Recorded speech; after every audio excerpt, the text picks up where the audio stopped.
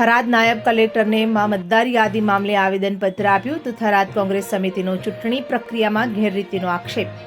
મતદાર યાદી સુધારણા ઝુંબેશમાં મોટા પાયે નામ કમી કરવાનું કૌભાંડ હોવાનો દાવો તો થરાદ પ્રાંત અધિકારીને આવેદનપત્ર યોગ તપાસ કરવાની માંગ કરાઈ.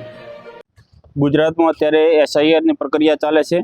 એસઆઈઆર એટલે મતદાર શુદ્ધિકરણની જે પ્રક્રિયા છે અત્યારે ચૂંટણી પંચ ચલાવી રહ્યું છે. એના અનુસંધાનમાં થરાદ શહેરની વાત કરીએ તો થરાદ શહેરમાં 1208 લોકોને જે વાંધા વચકાવાળા કહેવાય કે જેના આધાર પુરાવા નથી એ લોકોને નોટિસ આપવામાં આવી છે. પણ અમારી જે જાણકારી છે એ જાણકારી પ્રમાણે 2200 કરતાં પણ વધારે જે ફોર્મ નંબર 7 કહેવાય એ ભરીને આપ્યા છે. એટલે કે 2200 કરતાં પણ વધારે લોકો સામે વાંધો વચકો અને મતદાર યાદી સામે એ લોકોએ વાંધો લીધો છે. તો અમારી ચૂંટણી પંચને ખાસ કરીને નમ્ર વિનંતી છે કે ચૂંટણી પંચે જો 1208 વાંધા કાઢ્યા હોય એમના જ નોટિસો આપી હોય તો આટલા વધારે ફોર્મ 7 કેવી રીતે ભરાણા અને જે ફોર્મ 7 ભરાઈને આવ્યા છે તો કયા વોર્ડમાં ભરાઈને આવ્યા છે, કયા બૂથમાં ભરાઈને આવ્યા છે, કોના ભરાઈને આવ્યા છે એ અમને કોંગ્રેસ પાર્ટીને માહિતી આપવામાં આવે. અમારા પ્રમુખને, અમારા BLAને જે પણ તે નિમણૂક કરેલી હોય એમને તાત્કાલિક ધોરણે માહિતી આપવામાં આવે. અને ભારતીય લોકશાહીમાં દરેકને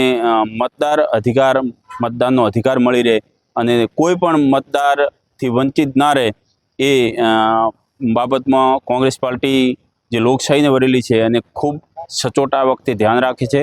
અમારું આખી એસઆઈ પ્રક્રિયામાં ગુજરાતમાં અને થરાદ વિધાનસભામાં બારીકાઈથી નજર છે.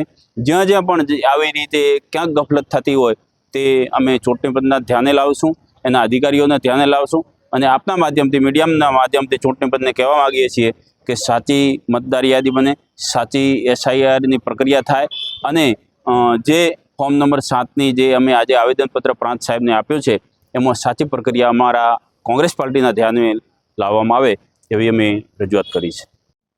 દેશમાં એસઆઈઆરની પ્રક્રિયા જે ચાલી રહી છે એનો મૂળ તો હેતુ એવો હતો કે શુદ્ધિકરણ થાય મતદાર યાદીનું, પણ મતદાર યાદીનું શુદ્ધિકરણ થવાને બદલે હું થરાદ શહેરનો જ ખાલી આંકડો આપું તો 1200 જેટલા મતદારોને નોટિસ આપી હતી કે ભાઈ તમારા કોઈ રેકર્ડ પુરાવા મળતા નથી.